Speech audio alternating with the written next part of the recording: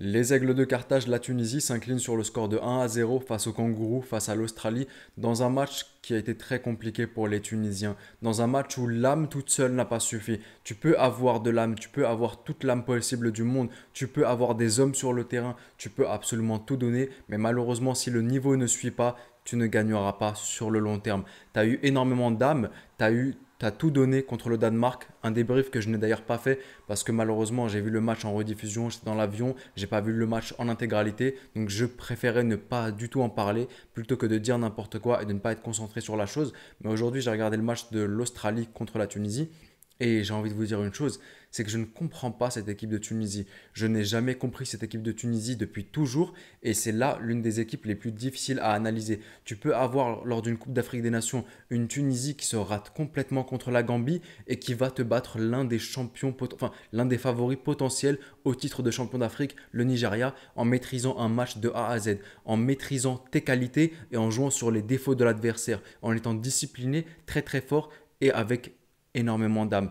Malheureusement, la Tunisie, ensuite, ils peuvent te rater un match complètement, passer à côté contre le Burkina Faso, se faire prendre de vitesse, ne plus maîtriser derrière la défense, maîtriser tes qualités fortes. Aujourd'hui, c'est le cas. Contre le Danemark en Coupe du Monde, tu maîtrises de A à Z. Je vois de l'envie, je vois de l'âme, je vois du jeu. Malheureusement, contre l'Australie, je vois absolument plus du tout ce que j'ai vu contre le Danemark. Et malheureusement, si on me demande de dégager des bilans sur la Tunisie et de comprendre la logique tunisienne sur le long terme, sur le mi-long terme plutôt, je ne pourrais pas le faire. Quand on regarde à partir du match contre le Chili en Kering Cup, c'est but contre le Chili, 3 contre le Japon, tu marques aussi ensuite contre l'Iran, tu marques 2 buts. La Tunisie, c'est pas ce qu'il y a de plus réaliste, mais lorsqu'il fallait marquer, il y en a qui ont réussi à marquer, tu as réussi à gagner tes matchs.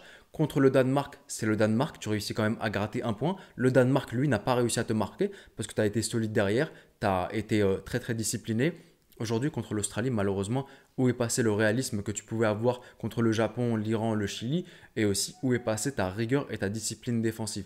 Quand je regarde quand même un Yassine Meriah qui est complètement passif sur la tête du joueur australien, je me pose quand même quelques questions. Quand je regarde l'entrée en jeu de Ferjani Sassi, Ferjani qui, quand je revois les matchs de la Kering Cup, le mec, je l'ai trouvé plutôt bon. Avant, je ne comprenais pas ce mec-là, pourquoi est-ce qu'il était là. Pendant la Kering Cup, il a été bon. Ensuite, aujourd'hui, il a été très très mauvais, que ce soit défensivement, il n'arrive pas à trouver, à se placer entre les lignes adverses, il n'arrivait pas justement à donner la balle dans les lignes adverses, c'était complètement n'importe quoi.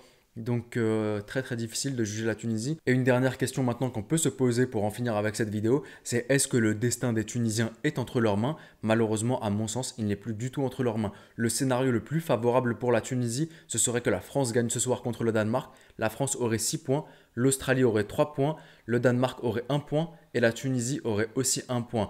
Ensuite, dans le match Tunisie-France, il faudrait que la Tunisie gagne. La France aurait donc 6 points, la Tunisie 4. Mais à ce moment-là, il ne faudrait pas que le Danemark gagne ni que l'Australie gagne. Il faudrait que les deux fassent match nul. Comme ça, l'Australie, même dans ce cas-là, aurait 4 points. Le Danemark aurait 2 points. Et ça se jouerait au goal average entre l'Australie et la Tunisie. Parce que je ne pense pas que ça se joue en confrontation directe. Donc à ce moment-là, ça ferait France 6 points, Tunisie 4 points, Australie 4 points, Danemark 2 points. Mais dans ce cas-là, ton destin n'est pas non plus entre tes mains parce que tu dépends énormément de la victoire et de la défaite des autres et tu dépends aussi du goal average. Est-ce que les autres prendront plus de buts contre le Danemark? Est-ce que toi tu réussiras à mettre autant de buts pour compenser tout cela? Bref, de longues histoires qui sont très très très difficiles, même si je pense qu'actuellement au goal average, la Tunisie pourrait être supérieure parce que l'Australie a pris 4 buts contre la France. Là, ils ont mis aussi 2 buts donc ils sont à -2. La Tunisie est actuellement à -1. Donc ça pourrait le faire potentiellement au goal average, mais le destin n'est pas entre tes mains et c'est ça qui est malheureux. En tout cas, je souhaite toute la réussite possible à la Tunisie. Je souhaite que par un concours de circonstances, tout soit en leur faveur pour une éventuelle qualification en huitième de finale. Maintenant, il faudra tout donner contre la France. Il faudra au moins, même si la qualification n'est pas là en huitième de finale, sortir la tête haute et sortir en ayant tout donné d'un point de vue de l'âme et d'un point de vue tactique aussi pour donner une belle image de l'Afrique. Et on arrive donc maintenant à la fin de cette vidéo. N'hésitez surtout pas dans l'espace commentaire à me donner votre avis sur les Aigles de Carthage, sur la Tunisie, votre ressenti, votre avis sur cette équipe, que ce soit pour le match contre le Danemark, contre l'Australie et le prochain match contre l'équipe de France. Êtes-vous fier de la Tunisie ou plutôt déçu? Et même, est-ce que vous avez une logique à m'apporter concernant la Tunisie, une équipe qui peut réussir contre un très très gros et lâcher une top performance et ensuite contre une équipe, avec tout le respect que j'ai pour ces équipes-là, mais une équipe un peu plus à sa portée, se foirer complètement. C'est ce qui est vraiment dommage avec la sélection nationale tunisienne. N'hésitez pas à me mettre tout ce que vous avez à dire dans l'espace commentaire. Je me ferai toujours un plaisir de vous lire. C'était le petit pharaon, prenez soin de vous et de vos proches et je vous dis... Arrivederci.